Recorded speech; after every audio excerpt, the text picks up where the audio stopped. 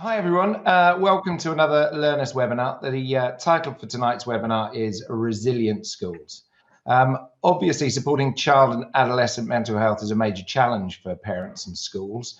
The context of the pandemic and its aftermath has exacerbated this challenge.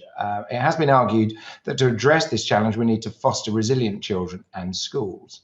But what do we mean by resilience, and how should it be defined, measured and promoted? Our two speakers tonight are both researchers studying childhood resilience and teachers. Their aim is to briefly cover research findings about resilience before they discuss how they translate this evidence to practical suggestions for schools.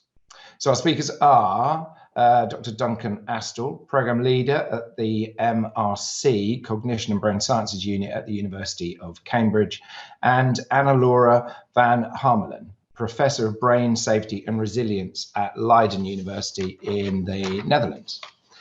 I'd just like to say something before we hand over to Duncan and Laura. Can I remind you that there's going to be a Q&A session after the presentations? Can you please post your questions in the Q&A and please switch off your microphones during the presentations.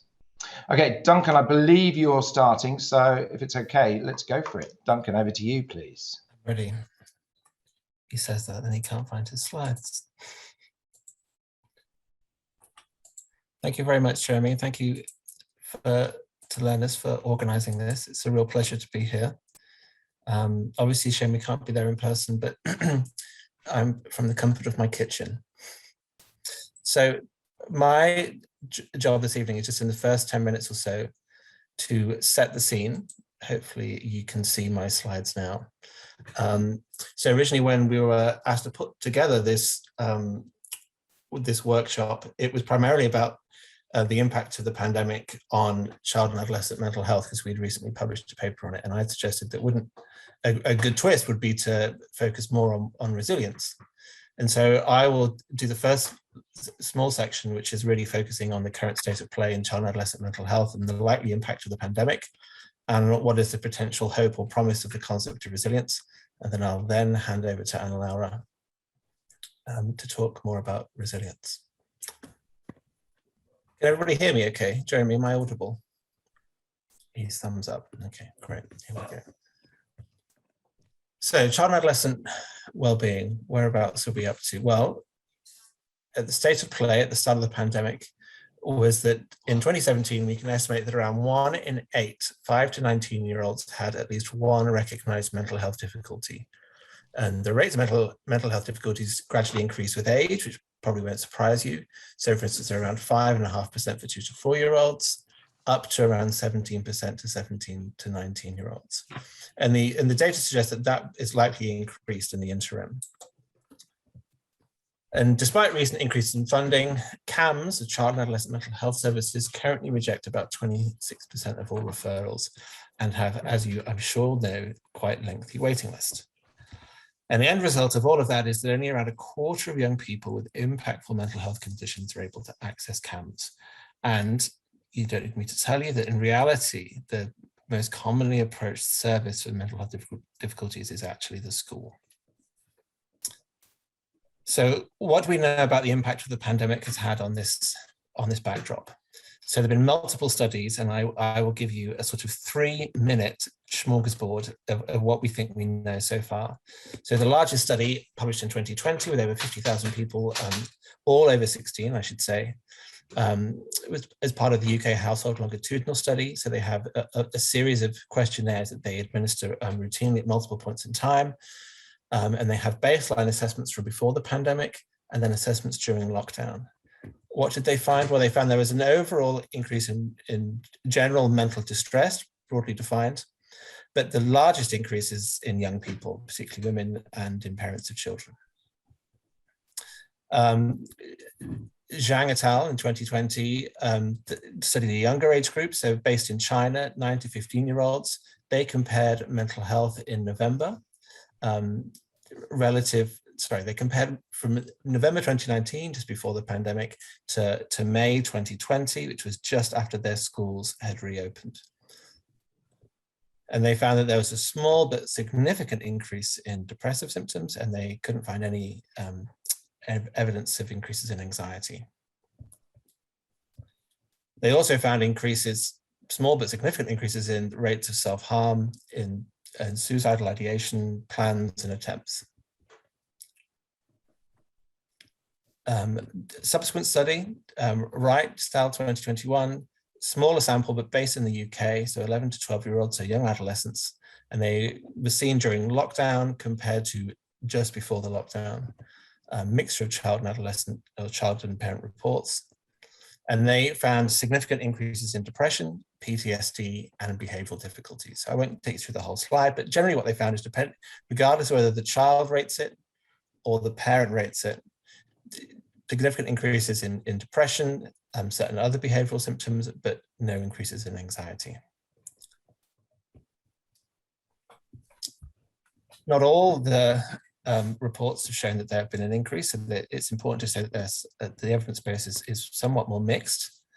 So for example, the Widnall study, also published in 2021, covered 17 different schools and identified areas in which students were concerned, essentially. And these are their kind of top 4 worries about COVID-19. So the biggest one being that friends and family will catch it, worried about mental health, worried about missing school, though a few markedly less than that, and worried about the impact on friendships. And they found that there were small risks in anxiety across both boys and girls, but no increased risk of depression. So it's a mixed picture. And they found, in fact, that in some respects, overall, some elements of well-being actually improved. And finally, the last study is ours. So we published this in 2020. And so we had a cohort that we'd been following, and we'd seen them not long before the lockdown began. And then we saw them again during the lockdown itself. You can see on this chart here on the right, so you see the dates along the bottom. These are all in 2020. And these are the numbers of participants who filled in our questionnaire at different points in time. So you can see that if lockdown began at some point in March 2020, all of our responses came at some point during that lockdown. And we tested for changes in anxiety, depression, and emotional difficulties. And we had baseline data from all of the participants before the lockdown began. We couldn't find any evidence for increases in emotional difficulties or anxiety.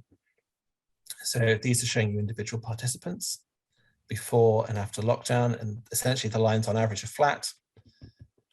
But for depression, we found that there was a pretty reliable increase, a quite substantial increase. So, and if you look at the blue lines, then you can see it most clearly that they generally tend to increase from before to during lockdown.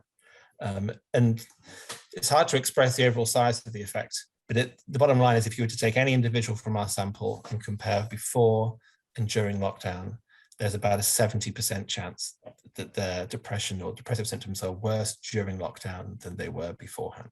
So that's roughly the size of the effect, the reliability of it. Okay, so quick summary. So there are now multiple studies exploring the impact of the pandemic on child and adolescent well-being. Whilst the results are mixed, the majority show that mental well-being tended to worsen during the lockdowns. And the most consistent finding is that there have been increases in the rates of depressive symptoms. So that's your whistle-stop tour of the backdrop of child and adolescent mental well-being and the pandemic. Okay, looking forwards. So the first thing to say and kind of wrap our heads around is the idea that adversity and outcomes don't always have direct and simple relationships. So in this plot, this is called a network. This is from another study that we've conducted where we've measured lots of different characteristics of individuals, including things like their reading ability, their maths ability, multiple different cognitive skills, kind of attitudes and behavioral skills, things like adversities that they might encounter in terms of deprivation and also mental health. And what you can kind of see from this spaghetti is that lots of things are correlated with other things. So the overall strengths of the connections are shown by these lines. So if there's a line between them, that suggests that there's a sort of direct relationship between them in the data. So to give you a few examples, so deprivation, we know, tends to be negatively associated with educational outcomes. And what you can see here, for example, is that deprivation is negatively associated with someone's math skills, so their sums, but also it's associated with symptoms of depression, and that is in turn associated with maths outcomes. So when you see the full set of relationships like this, you realize that links between, in this case, deprivation and maths can be both direct and via something else, in this case, mental health. And you can get things where all the links are indirect. So for example, we know that deprivation and affluence, two things that we can measure based upon where somebody lives, are significantly associated with reading performance. But as these data show, none of those relationships are direct. So they're all going via other factors. And I've got one more example of this. This is a really complicated slide. I'm going to have to move you folks all over to the other side so I can see it myself. So it's quite small, but I'll talk you through it. So let's imagine that we were able to measure someone's socioeconomic status at 8 months and their cognitive ability 8 years later. We might find that there is a direct relationship between those two things, so that one correlates with the other. But what we might also find is there are other indirect relationships. For example, parental mental health when the child is 8 months old. And so to cut the story short of this complicated diagram, what you can see when you look at multiple different relationships at once is that you can get both direct relationships between a form of adversity and an outcome, but you can also get indirect relationships between a form of adversity and an outcome. So it can get quite complex. And if you read through the literature, then you can find multiple different sets of relationships. So for example, you might think about adversities being directly related to outcomes. You might think about adversities being directly related to outcomes and associated with some kind of what we call a mediator. So the adversity influences that mediating factor, and that in turn influences the outcome. Or it could be what we call a moderator. So a moderator is when a factor influences the strength of relationship between two things. So for example, is there something that could reduce or buffer the impact of an adversity on an outcome of some kind? And the reason that it's really important, even though it seems a bit kind of abstract and conceptual, it's really important to consider these types of relationships, is because the way that we try and intervene to try and help people who are facing adversities of different kinds will likely depend a lot upon our understanding of what these mediators are and what these moderators are. And that brings me onto the concept of resilience.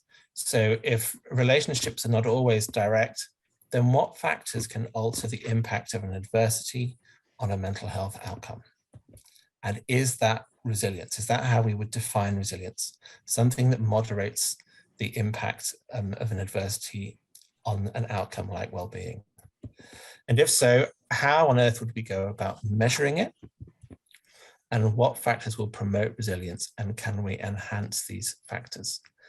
And that brings me to the end of my section. So that's your kind of whistle-stop tour of child and adolescent mental health, the impact of the pandemic, and the potential promise of this idea of resilience. And I will stop sharing there and hand over to Anna Laura, who will give us an introduction to the concept and research on resilience. Thanks, Duncan. Let me share my screen as well. Oh, just to say, everybody, if you could just remember to mute. I can occasionally hear people's cups of tea on tables, which is nice to know that everyone's there, but also quite distracting. Can you mute yourself, Duncan? Thank you. Yes, I can. Right. So let me just answer all Duncan's questions in this brief talk. No, I'm kidding. But I will try my best to give you a clear overview of what resilience actually is and what it is not. So my name is Anne-Laure van Harmelen, and I work in Leiden now, but I used to be affiliated, well, I used to work in Cambridge for the past 8 years. So it's nice to be back-ish in the UK. It's a pity indeed that it couldn't be live, but hopefully in future it can be. Right, so resilience. So what is resilience? It's a really good question, and it's also something that we are if you want to study resilience, it's really important to first kind of think about what it actually entails or what it doesn't entail. So, there's a common misconception in regards to resilience. Resilience is often viewed as a thing, a stable trait that some people have and that protects them in the face of severe stress. And only if we could kind of measure this thing, this trait, we'll be able to predict who will and who won't respond well to stress, like a resilience thermometer, if you will. However, as always, reality is much more complex than that. And if the most important message that I want to kind of you to come away with tonight after this lecture is that resilience isn't a thing. It doesn't refer to something that you have or don't have, and but rather resilience, it's a process. It's the dynamic process of responding well to stress, and resilience can be learned if one is provided with the right tools. So the resilience literature in child and adolescent development started with a very basic definition of resilience: doing well or recovering well after exposure to challenging challenges or threats that challenge healthy development. You can think about children who experience horrible abuse or trauma, but somehow manage to do quite well and not develop mental illness. And such a definition of resilience was very common, a very common definition for many years in the study of resilience. So this is roughly about 1970 when the field of resilience really started. And since then, a large number of studies have investigated resilience in different ways. And the problem with these studies, although it's always good that there was lots of interest in the concept of resilience, the problem with these studies that all these studies quantify resilience in many different ways. So they all use different conceptualizations of what they were actually measuring.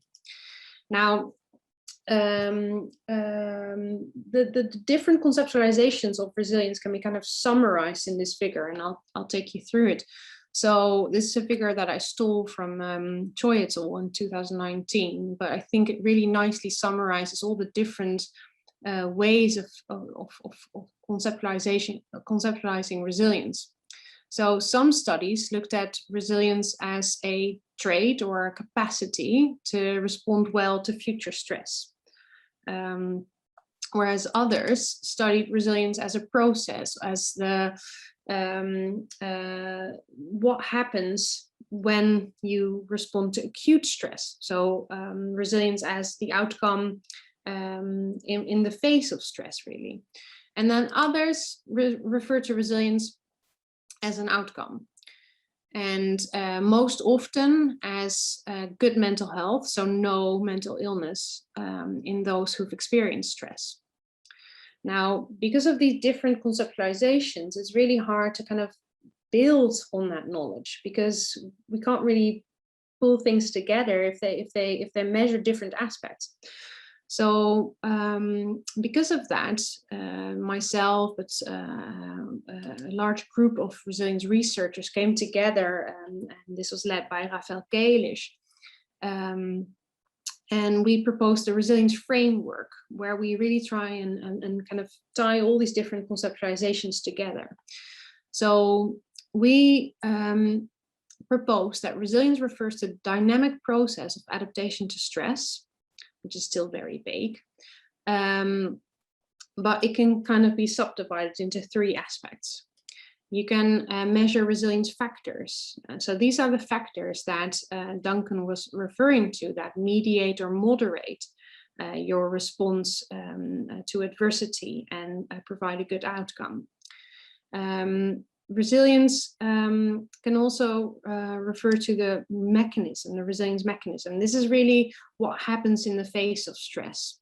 And if you think about resilience mechanisms, this is really the stress response, the positive stress response. And then resilience can also be measured as an outcome in terms of resilient functioning. And this is the positive functioning in the aftermath of the stressor. Now, these different conceptualizations, especially now when we're looking at resilience to COVID, luckily we're kind of almost out of the pandemic. So we will be looking at resilient functioning. And this is also most often the type of resilience that we refer to when we investigate resilience in children who've experienced adversity, because you can't measure their response during the adverse experiences. Now, when looking at resilient functioning, it's important that we note that such functioning should refer to functioning across a range of domains. Now, Duncan has already shown that there are really important indirect and direct relationships between adversity and different outcomes. But what he's also shown in that figure really beautifully is that adversity, in his case deprivation, has a non-specific negative impact on a wide range of domains, like thoughts and feelings, your mood, your behavior, academic ability. So it's only logical that when you're looking at someone's functioning and how well they're doing, that you're looking across all those domains. Another important aspect in determining how well someone is doing is that their resilient functioning should refer to functioning that is better than others with similar experiences. Now, say we have two individuals and they both have when we're looking at their functioning, they both have an average score of 20 when we look across a range of domains. So they both have the same kind of level of functioning, if you will. But one of them has experienced moderate levels of stress and the other has experienced really severe levels of stress. It's only logical that the latter displays a higher level or a higher degree of resilient functioning when compared to the former. So this means that the severity of what people have experienced should ideally be taken into account when determining the level of their resilient functioning. Now, resilient functioning, so we've talked about the outcome, and I want to kind of shift a little bit by discussing kind of the things that predict such outcomes. So we've talked about resilience as a capacity, and that can be measured by resilience factors. Now, protective or resilient factors are known to reside at many, many different levels, both within the body and outside the body. So they reside at biological, psychological, but also social levels. And they include stable factors, such as genotype or personality traits, but also more malleable properties, such as skills and capacities, external circumstances, for instance, societal values or relationships with people, self-esteem, cognitive control of emotions. And importantly, these factors don't work in isolation, but rather they are inextricably intertwined. For example, your genetic profile will determine your brain responses to stress, but so do your friendships and your family support.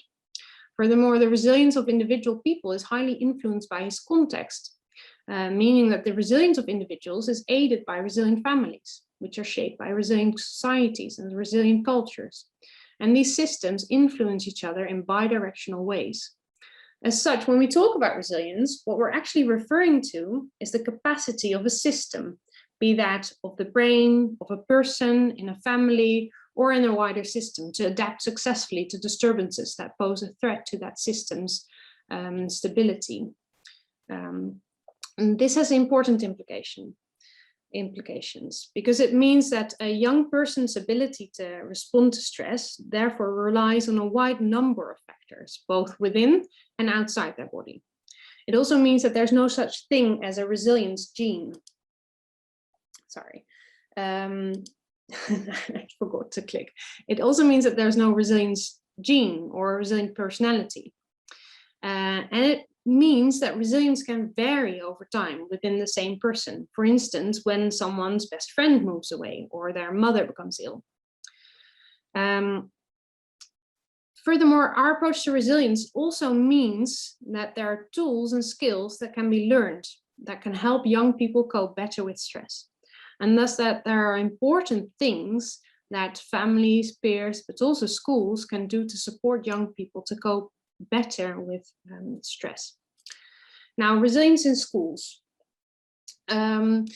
The lives of children are embedded in schools, and schools therefore can have an enormous impact on children's resilience, their resilience capacity and their resilient functioning.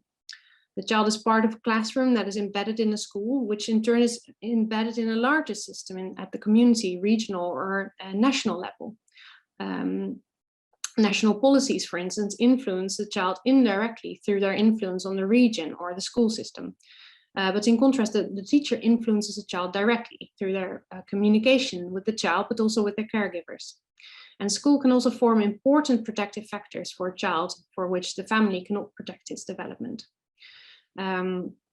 Academic achievement and social behavior at school is also known to cascade into adulthood. As such, a school really forms the foundations on which a resilient life can be built. Now, what can schools actually do? There are multiple ways that schools can kind of help build resilient children. For instance, firstly, by minimizing risk, by minimizing bullying behaviors and experiences in children, but also by identifying those who are living in a hazardous home environment, and by reducing further deprivation experiences such as low discrimination or discrimination and low expectations. In addition to this, schools can build resilience by providing healthy nutrition, and that's a very basic strategy for promoting resilience, but also by providing healthy, supportive relationships with adults and peers, through which these adults and peers, the teachers, the schoolmates, can serve as a secure emotional base and who can model social skills, and with whom the child can form an attachment bond. In addition to this, cognitive capabilities such as literacy, numeracy skills, critical thinking, and problem-solving skills are all critically important in aiding resilient children, and are, of course, pivotal in the way in which schools can aid resilient functioning in children. Furthermore, classrooms can help build self-regulation and of emotions and impulses. Social emotional know-how is important, and it's also a fundamental aspect of human capital that is nurtured in schools.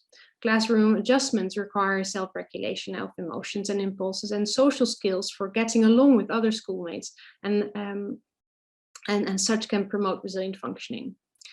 Now, an important driver for human development is further the motivation associated with agency and pleasure in the effort to master your own environment. And teachers can aid this by providing opportunities for children to experience important developmental tasks and stimulate and reinforce children to learn and engage with problems. Too much scaffolding, unfortunately, can undermine confidence and can engender defeat, whereas low expectations can similarly be a powerful drag on the development of agency and self-efficacy. So just the right balance between expectations and rewards can actually build in motivation and self-efficacy and resilient children in schools. And finally, schools can build resilient children by generating opportunities that can nurture talents and skills, by providing extracurricular activities and events, offering students to connect with others and develop their leadership skills or other forms of expertise. Now, in order to do so, it's of course vital that schools build resilient teachers as well. Stress is known to interfere with self-regulation capacity in teachers and impacts on effective teaching and positive school climates. So teacher support and adequate resources are necessary in order to build resilient schools. So this was kind of my whirlwind overview of what resilience means and how resilience can be built in schools. And I'll stop here. Thank you. Thank you very much. Very, very, very interesting stuff, Laura. We're going to go to Q&A if Duncan and Laura can, Anna Laura, can cope with some Q&A. Can people write into the chat box, please, if they have any specific questions? Can I just ask, Anna, in your experience in the Netherlands, is there anything that you feel that the Dutch schools system might be doing that maybe the British school system isn't doing in terms of resilience? Ooh. Is that a cheeky question? Sorry. No, it's a good question. I'm thinking about this. So what I do feel, but I'm not quite sure if this is a Dutch school system or just a Dutch cultural difference, is that Dutch schools are promoting self-efficacy to a much greater extent than I think English schools may be doing sometimes. I'm trying to be polite. I'll give you an example of what I mean, and it's a personal example, so it's not based on science whatsoever. But when my daughter was 4, she went to UK primary school, and there was a big fence around the primary school, and children were told that you can wander around and play safely within the school grounds. And in the Netherlands, when we moved, there are no fences around schools. So my daughter, who had been told that she was allowed to wander around until she would come across a fence, decided to wander around. So we lost her, because she had learned that she could only wander until the fence was there. But in the Netherlands, there was no fence. So that was, I think, a really nice example of how kind of in the Netherlands, children are assumed to not do certain stuff, and they're told, well, you can't leave the school grounds. That's it. There's no fence. You can do it, but you're not allowed to do it. And there are many more different examples, but I thought that was a nice metaphor. Yeah, very, very interesting. Yeah, we've got big fences around my school. So we've got quite a few questions that are coming up here. So Sue is asking, what did Anna Laura, what did you mean by basic skills? Does this relate to Ryan and Desi? Sorry, it should have been basic needs, Anna Laura. Yeah, sorry. Thank you very much, Sue. Right. With basic needs, I was talking about nutrition. So I think a good example of that is free school meals, for instance. So nutrition is actually one of the ways through which adversity, especially in the case of deprivation in the home environment, is thought to impact on children. And just providing healthy, nutritious meals is a way that we can counter that. Thank you. So the reference to Ryan and DC is about basic psychological needs, which we can come on to if anybody wants to. Thanks very much. There's one from Anne, promoting agency. Would you recommend other reading on this? Duncan, is there any other reading, or Anna, is there any other reading that we could encourage? On promoting a sense of agency. So there's a really good book by Anne Maston, which is called Ordinary Magic, and it's more general about building resilience in young people. And I think that is a really nice kind of book that is accessible as well. Brilliant, thank you. Duncan, any reading material from you, sir? No, but I was just reading Nikki's question, which is next, and thinking about it. Good, you can take that one. Thank you, Duncan. So Nikki asked, particularly find the comment on over scaffolding that could reduce independent capacity for building resiliency skills. To what extent do parents need to be educated regarding the role of this? I think that's a really interesting question. So lots of interventions now are focusing on the role of parents explicitly in different ways. So for example, there are lots of book sharing initiatives where the initial books that parents work through actually don't have any text, because the primary purpose of the initial intervention is not necessarily to train parents on how to teach kids literacy skills, but it's actually to train in the sort of interpersonal communication and in sort of calibrating the dynamic relationship between providing everything up front versus knowing exactly when to step in. And so there are a series of interventions that do focus on that, but I've never seen them rolled out more widely. For instance, there are some for parents of children with neurodevelopmental conditions to try and get them to be more tuned to the ways in which their child might communicate and how to respond appropriately. So there are interventions out there that do try and sort of train parental childhood interactions precisely to try and encourage people to kind of calibrate this trade-off between over-dependence, or sort of over-scaffolding versus low expectations. But I've never seen them widely deployed. Other people might know differently. I suppose my question was also about just the onus being put on a school to develop these, whereas these are quite, obviously these are skills that are used not just in the school, but in their daily living with this. And actually there may be a tendency for parents to overdo, to compensate, to do lots for their child because, from a very positive reason that they want their child to be in a good place and stuff. But actually, to what extent does that reduce the capacity or the mindset around independence thinking? And are we do we need to rather than rolling out in a school and supporting it, would it not, do we need to start with parents in some respects alongside schools? Go on, Laura. You're going to take that one, Duncan? Well, I was just going to say that almost certainly it will have to involve the parents, but my guess is that the initial impetus will come from the school, with the school saying we've come across this thing and we think it's really useful. As in, I don't think the parents will spontaneously perhaps pick up on it if it were not for the school their kids go to sort of recommending it and directing their attention to it. But I agree with you, the premise of your question entirely, which is that surely the parents have to be the active participants in any intervention that's going to work. Because in order to support it, but also promote it and be the modeling agents. Yeah. Absolutely. Thanks for that, Nikki. Duncan, sorry, or Anna, Vanda, sorry, seems to have something similar. Do we feel we've touched upon that? Does Vanda want to add anything more? We've got building activities, routines, programs for students, staff, and parents. I presume that sort of bespoke stuff. Are there generic things that we can do to, I don't know, build resilience?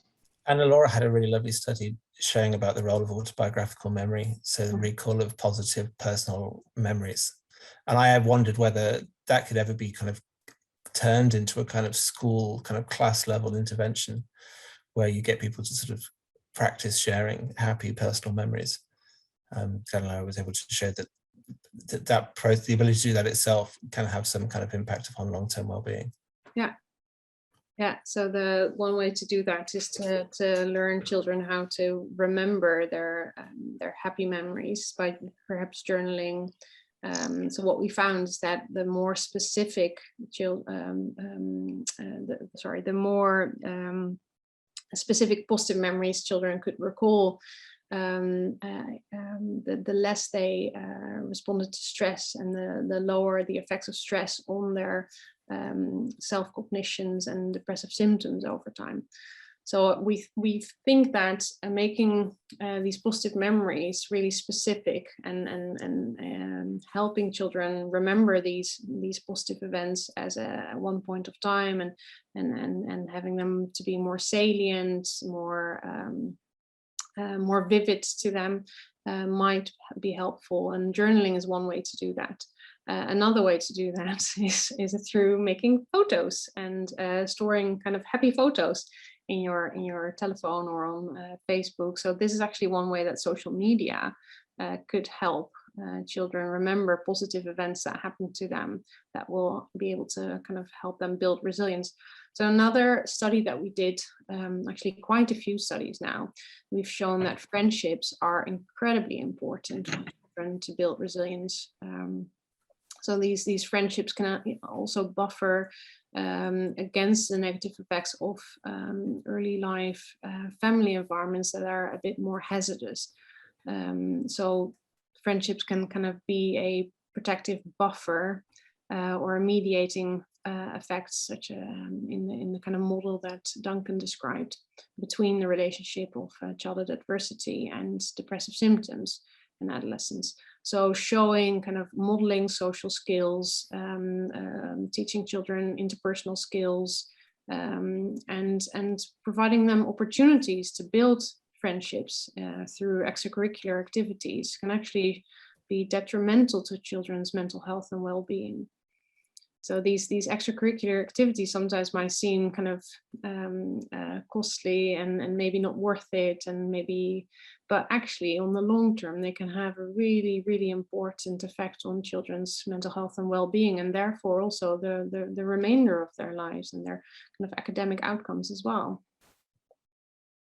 Can I slightly cheekily butt in and say, is there a sort of difference between resilience primary school students, children?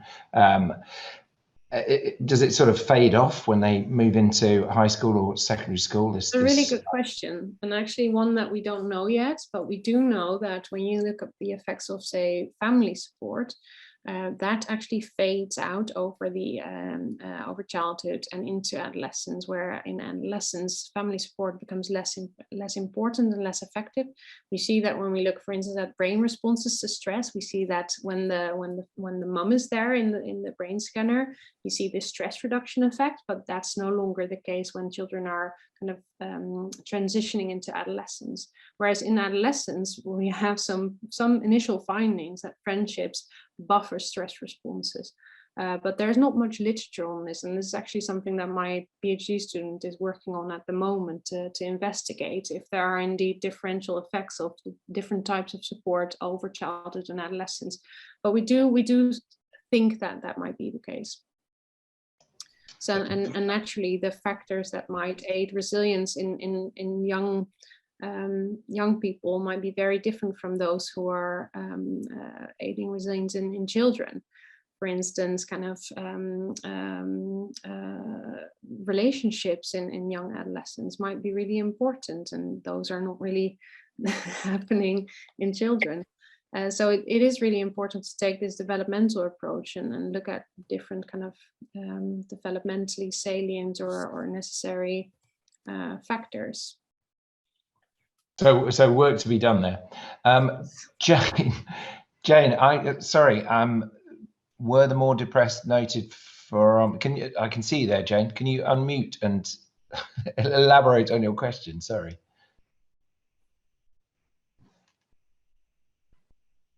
Yes, here I am. Yes, on the charts, it merely mentioned perhaps that there was a pattern of some being more depressed, but that sort of implies that maybe they were a cohort that were depressed in the first place. So would that point to perhaps schools noting children who struggled anyway, and someone else mentioned because of learning difficulties or a predisposition to low mood, would they be monitored more carefully in times of stress or a pandemic? It was just a bit unclear. The slides went quite quickly. I was just wondering whether more depressed meant children who weren't became depressed. Could someone clarify that? Thanks, Jane. I'll have a crack at that. I did rattle through those pretty quick. I was just mindful that people probably have seen something similar not long ago. Right. So we know that those who have a pre-existing condition before the pandemic are likely to be most heavily affected by the pandemic. Now, there's lots of reasons why that could be. For example, loss of support as a result of the pandemic, or the direct effect of the pandemic itself. Isolation, etc. Exactly. However, it's really important to move away from the model that someone's either depressed or they're not depressed. So something that Anna Laura touched on is that one of the problems or the challenges we face to studying things like resilience is how do we define resilience beyond just saying without a mental illness that's diagnosable, right? So there's a lot of variation and gradation in how well someone is doing in their well-being, regardless of whether they do or don't have a particular diagnosis. So many of the studies that I went through are population representative studies. So, for example, the one that we did, they're young children, they were all in primary school. None of them had a diagnosis of depression. It's really pretty rare for a primary school child to have a depression diagnosis. So those significant increases in depressive symptoms are all in people who do not have a formal diagnosis of depression. But we also do know that lots of pre-existing conditions are acting as risk factors for poorer outcomes as a result of the pandemic. But like we've just rehearsed, there could be multiple reasons for that. And I guess also provocatively, perhaps I would say, I think that someone who has, for instance, a neurodevelopmental condition can have excellent well-being. And I think just because it's a risk factor doesn't mean that we always necessarily need to think that that person will fare poorly. It's about, as Anna and I was mentioning, that there are lots of different factors that can foster resilience. For example, interpersonal relationship support from family and peers, practicing cognitive skills like recollection of specific happy memories. So that I think, yeah, pre-existing conditions are risk factors, but people with pre-existing conditions can also have exceptionally good well-being. Also, they may not have been diagnosed, but I'm sure most teachers could pick out those children who had lower moods or were more sensitive, whatever that means, in a class. I mean, there are kids out there who actually have rather enjoyed lockdown, because part of that, I mean, much as we might not like to admit it, one of the things that they really didn't like was having to go into school. Anna, have you got anything you want to add to that? No, I think you covered that quite well. Yeah. So can we move on to,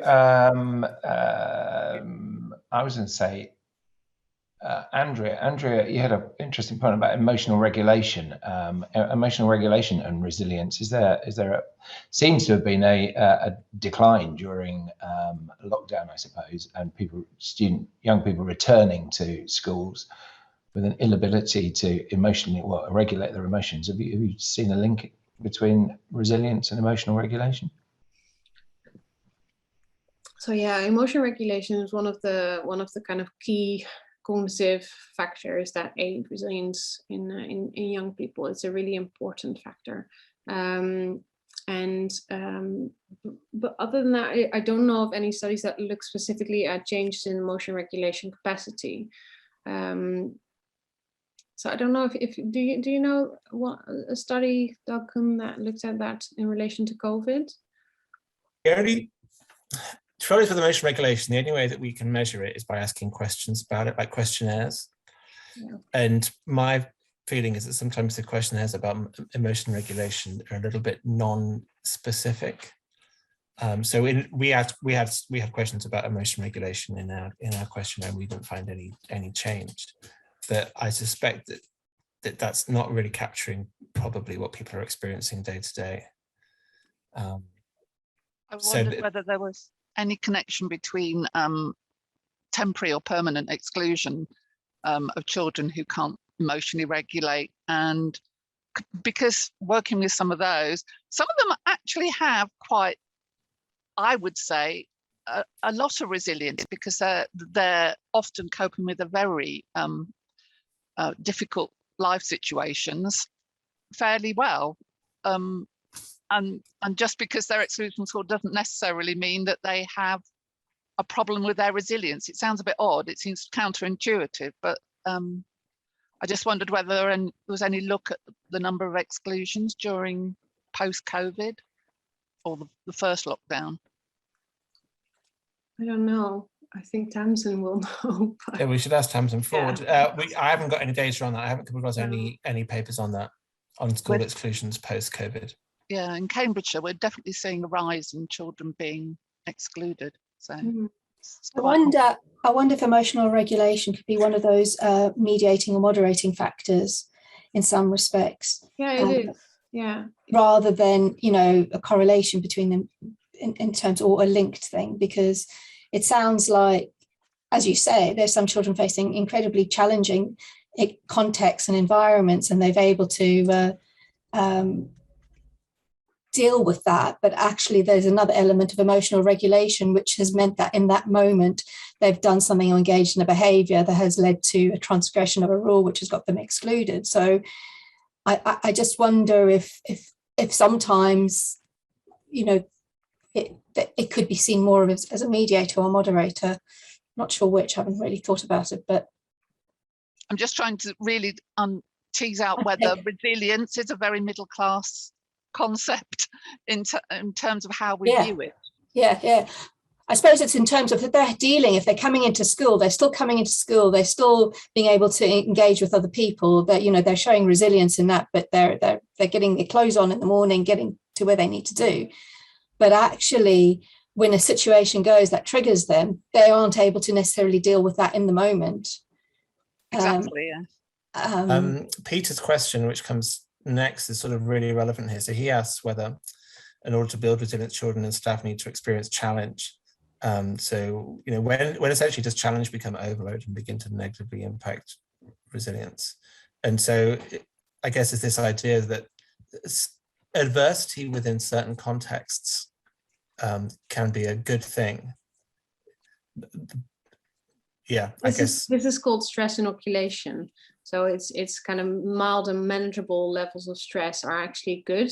And a good metaphor for that is your immune system. So you need a bit of activation of the immune system, and that happens in response to toxins, in response to viruses, in order kind of for you to build your immune system. But too much will overwhelm the immune system and shut it down. And the same happens for stress, is that when you have mild and manageable levels, moderate levels are actually good and are known to increase resilience, whereas severe stress is known to kind of overwhelm individuals and shut down either shut down their stress responses, so they become hypoactive, they don't respond, they show these internalizing symptoms, or they're hyperactive, and that kind of is related to anxiety disorders and PTSD.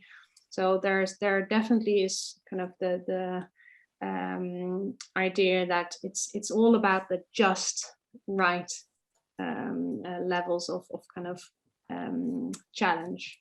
The Goldilocks. Yeah. Carl had an interesting one for teachers down at the bottom there about resilience in terms of revision.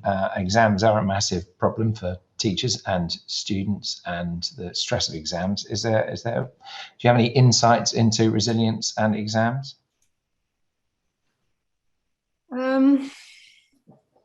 Yeah, we had a study where we looked at resilient responses. We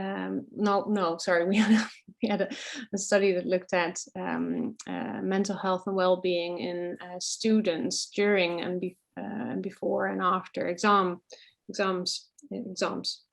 before, during, and after exams. And what we found is that there are many kind of different resilience factors that are important, but one of the most important ones was self-esteem in helping young people cope with exam-related stress. So that reduced exam-related stress. Another one is rumination, so not kind of thinking about thinking negative thoughts or excessive negative thinking. So lower aspects of that help young people in dealing with exam stress. But those factors are all kind of internal personal factors. We didn't look at friendship support in that cohort. So I can't say anything about that. Anything reading you, Duncan? No, I am reading Nikki's question. Nikki can answer that. Sorry, I can only think of answers to one question at a time. I like Nikki's question. It's nearly the end, so you could finish on Nikki's question. Actually. Yeah, so about... We're going to go back to some sort of normality. Duncan. So one of the challenges in measuring all of these things is that all the scales and assessment tools are designed for non-pandemic life. Right, and so we've just had to sort of translate them all into pandemic life. So, for example, like in some of their SDQ, it's like, my child is sluggish and doesn't want to leave the house. Well, they're not allowed to leave the house. So that's a sort of, that question's kind of null and void. And so when we did our study, we had to go through the items really carefully and think, would a parent plausibly sort of have their answer on this influenced by the actual physical restrictions of the pandemic itself? So we tried to filter those things out. And so, yeah, there are lots of behaviors that are themselves not only associated with kind of potential mental health difficulties, but also with the very fact they're in a pandemic. And so hopefully those will dissipate in time. the other thing to say is that when you think about well-being, I often think about it in terms of kind of process, but also content. So we've talked a lot about kind of processes like cognitive processes, social processes, but there's also content. Sometimes someone's depressed because something really horrendous happened, and their depression is an entirely rational response to that, not because they have some sort of, the way that they appraise those experiences or something is somehow maladaptive or wrong. And so, I mean, lots of people have had really, really very unpleasant and quite traumatic experiences through the pandemic. So yeah, it's important to think not generally about the kind of processes involved in terms of something like resilience, but also the content that people are dealing with, i.e. the experiences that they've had. And does that differ by ethnic group or by cultural identity? Well, I can only speak in broad brushstrokes to that, which is that we do know that people from ethnic minorities have been more affected by the pandemic across multiple levels, not just in terms of, more likely to lose your job, more likely to have insecure employment, more likely to have poor educational provision, more likely to experience loss of a family member. So I haven't got the direct data, but it does seem to me that their experience will be worse. Thank you. Okay, it's nearly 6 o'clock, isn't it? Anna Laura, did you want one final sort of summing up statement? I think I gave my summing up statement at the beginning of my talk as well. I think that it's really important that when we speak about resilience, we talk about resilience, we realize that it isn't a thing. It's just the way young people or people in general respond to stress or can respond to stress. So it's a dynamic process, and it fluctuates, which also means that when you are not resilient at the time, that doesn't mean that you will be for the foreseeable future. Actually, resilience can be built. You can learn how to cope well with stress. You can learn how to respond well to stress, it also means that resilience can be built by others. So my resilience can be built by my family around me or my friends around me, and I think that is really a hopeful message that we have. So for young people and young children in schools, we know that even if they're not resilient, if they show poor emotion regulation capacity, we can help them to become more resilient. Yeah, I'm full of hope now and inspired. Thank you both very much. So on behalf of Learnus, thank you very much for the webinar today. I don't know whether or not we clap, probably not actually, because nobody's got the microphones on, but I'd be clapping. Just to confirm that the video of the webinar is going to be published on the Learnus website and the Learnus YouTube channel in due course. So I note that a couple of people have asked. And I think the slides are going to go up as well. So Duncan and Anna are very kindly said that the slides are going to go up.